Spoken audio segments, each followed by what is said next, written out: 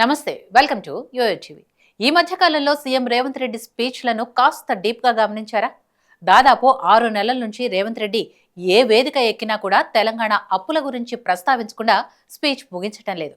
ఇలా రాష్ట్ర అప్పుల గురించి తీసిన ప్రతిసారి BRS working president KTR react అవుతున్నారు.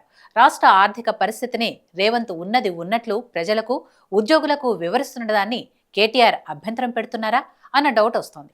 తెలంగాణ అప్పుల కుప్పలాగా మారిపోయిందని సీఎం ప్రకటిస్తే పెట్టుబడిదారులు ఎవరైనా పెట్టుబడులు పెడతారా, ఎవరైనా అప్పులిస్తారా అని కేటీఆర్ నిలదీయటమే ఆశ్చర్యంగా ఉంది. కేటీఆర్ చేస్తున్న వ్యాఖ్యలు ఎలా ఉన్నాయంటే, తాము చేసినట్లే రేవంత్ కూడా ఆర్థిక పరిస్థితిని మూసిపెట్టి మాయ చేయాలని అనుకుంటున్నారా అన్న అనుమానాలు పెరిగిపోతున్నాయి. తాజా వ్యాఖ్యలతో రేవంత్ తనని తాను స్వతంత్ర భారతదేశంలో అత్యంత అసమర్థ ముఖ్యమంత్రిగా నిరూపించుకున్నాడని కేటీఆర్ చెప్పడమే విడ్డూరంగా ఉంది. రాష్ట్ర ఆర్థిక పరిస్థితి బాగోలేదని, అప్పులు పుట్టడం లేదని, ఉద్యోగులు సమ్మె చేయవద్దని రేవంత్ విజ్ఞప్తి చేశారు. ఉద్యోగులను సమ్మె చేయవద్దని చెప్పే నేపథ్యంలోనే రాష్ట్ర ఆర్థిక పరిస్థితి గురించి వివరించారు. ఇందులో రేవంత్ చేసిన తప్పేంటి? అసమర్థతను బయట పెట్టుకోవటం ఎలాగవుతుందో కేటీఆర్ఏ చెప్పాలని కాంగ్రెస్ నాయకులు అంటున్నారు. ఉద్యోగుల త్యాగాల గురించి రేవంత్కు ఇసుమంత కూడా తెలీదని కేటీఆర్ ఎద్దేవా చేయటమే విచిత్రంగా ఉంది. ఉద్యోగుల ఆందోళనల ఫలితంగానే తెలంగాణ వచ్చిందని నమ్ముతున్న కేటీఆర్, మరి ఇదే ఉద్యోగుల సంఘాల నేతలను కేసీఆర్ 10 ఏళ్లు ఎందుకు దూరంగా ఉంచేశారో చెప్పగలరా? రాష్ట్రం అప్పుల్లో ఉందని రేవంత్ చెప్పటమే తప్పన్నట్లుగా కేటీఆర్ మాట్లాడుతున్నారని కాంగ్రెస్ నాయకులు ఫైర్ అవుతున్నారు.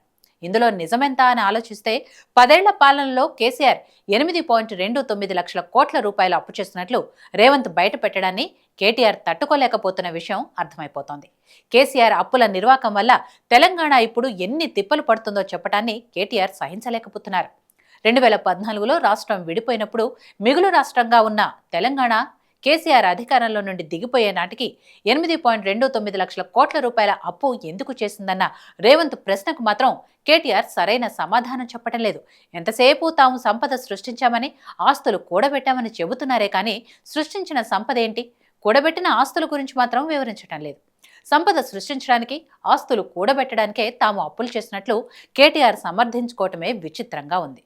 కేటీఆర్ ఇలా సమర్థించుకుంటున్నారు సరే, ఇందులో రేవంత్ తప్పేమైనా ఉందా అన్న విషయానికి వస్తే, రాష్ట్రం అప్పుల కుప్పలాగా తయారై దివాలా అంచున ఉండటంలో రేవంత్ తప్పు కూడా ఉంది. 2023 ఎన్నికల సమయానికే తెలంగాణ లక్షల కోట్ల రూపాయల అప్పుల్లో ఉందన్న విషయం రేవంత్తో పాటు చాలా మంది మంత్రులు, సీనియర్ కాంగ్రెస్ నేతలకు బాగా తెలుసు. తెలంగాణ ఆర్థిక పరిస్థితి బాగా తెలిసినప్పటికీ ఉచిత హామీలు ఎలా ఇచ్చారు?